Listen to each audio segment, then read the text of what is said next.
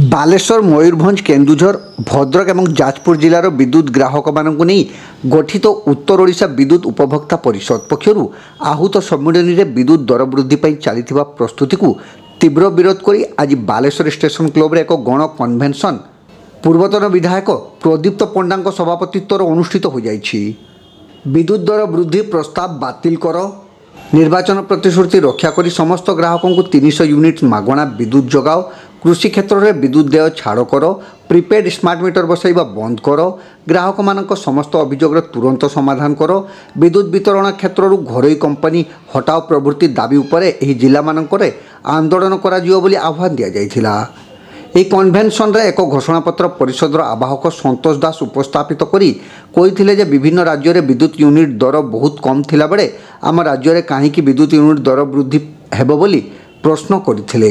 TPNODL company 2025-26 ଆର୍ଥିକ ବର୍ଷରେ 8719 ନିୟୁତ यूनिट्र व्यवसाय करने को पड़ुछि बोली कहुछि।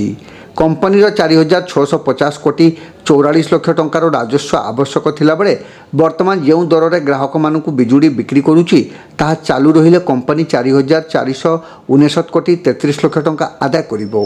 एणु कंपनी 151 कोटी 11 लाख टंकार राजस्व हानि हेबाकु जाउछि। यार भरणा पई विद्युत दर वृद्धि आवश्यक बोली कंपनी कहुछि। या संपूर्ण मिथ्या अटे। उत्तर ओडिशा विद्युत उपभोक्ता सम्मेलन अभिज्ञता आधार में घोषणा करे जे 1995 राज्य में कार्यकारी होई आसुथिबा विद्युत संस्कार सामग्रिक भाव राज्य पई उपभोक्ता मानक पई हितकारी नुहे बोली श्रीयुक्त दास कहवा सहित या विरुद्ध आंदोलन पई आह्वान देथिले। पूर्वतन मंत्री प्रफुल्ल सामल वक्तव्य दे विद्युत भरी एक नित्य व्यवहार्य सामग्री उपर शुल्क बढ़ाइबा एवं घरेईकरण करने विरुद्ध गण आंदोलन संगठित करने आह्वान देथिले। पूर्वतन बालेश्वर विधायक स्वरूप कुमार दास विद्युत उपभोक्ता मानक आंदोलन प्रस्ताव को समर्थन जणाइथिले। वर्धित बिजुड़ी शुल्क देवा नाही भरी एक आंदोलनात्मक पदक्षेप TUSCC साधारण संपादक गौरांग पाणिग्राही प्रस्ताव देथिले। यह प्रस्ताव उपर दीर्घ आलोचना होई यह सर्वसम्मतिक्रमे गृहीत होइथिला। कन्वेन्शन रे पूर्वतन रेमुणा विधायक सुदर्शन जेना, सिविल सोसाइटी जिला सभापति अंतर्जामी प्रधान, अवसरप्राप्त राज्य कर्मचारी नेता ज्ञानानंद साहू, केन्दुझर आडभोकेट दैतारी आपट, जाजपुर सदाशिव दास, मयूरभंज मृत्युंजय बेहेरा, बेणुधर साहू, जाजपुर प्रफुल्ल नायक, आंबेडकर विकास मंचर सभापति सुदर्शन जेना, फरवर्ड ब्लॉक संपादक लक्ष्मीधर गिरी, CITU नेता विजय कुमार पात्र, विद्युत कर्मचारी नेता रवींद्र बेरा, समाजसेवी कनक पाणिग्राही एवं वरिष्ठ वामपंथी नेता निर्मल नायक प्रमुख वक्तव्य रखिथिले। मौजूद अच्छी देशर जी जल अच्छे 11% पाखापाखि 1500 मिलीमीटर वर्षा प्रत्येक वर्ष आमर ये सहित 25% आमर कोल आम राज्य में मौजूद अच्छी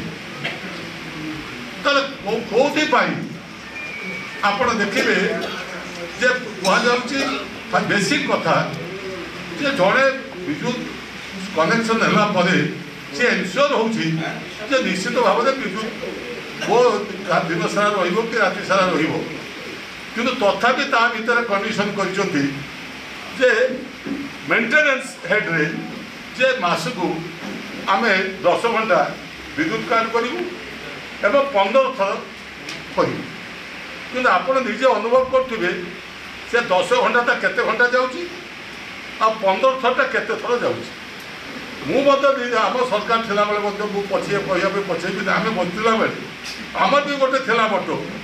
नो पावर कट मुझे अद्भुत कथा कहे कहीं से कह मंत्री तक भाषण देला बेले नो पावर कट जो नो पावर कट कले से समय पावर कट होगा समस्त अंधार रही तेणुक पावर कटा सब बेले अच्छी नोटा केतबेले हम से निर्भर कर आप जानते सरकार विभिन्न सहयोग देते टंका जो कथा कहले विभिन्न हेड रे पैसा दिखाई किभली इलेक्ट्रिसिटी इम्प्रूवमेंट हम इंफ्रास्ट्रक्चर डेवलप हम विभिन्न स्कीम कराई।